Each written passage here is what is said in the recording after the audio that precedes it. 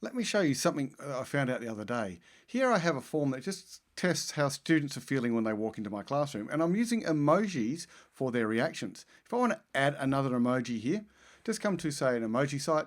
Let's grab this one here. Let's pretend they're sick. Just copy that, come across and drop it into here.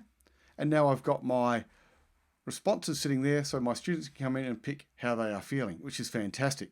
You can also use the hotkeys to drop in an emoji as well. Once you've actually got that response, if you come back to your form and open up your responses, you can see a nice chart here telling you how the students are feeling. But if you go to the spreadsheet that's collecting the information, it brings in the emojis there, which means we can highlight these. We can insert a chart. Let's change this to a custom chart.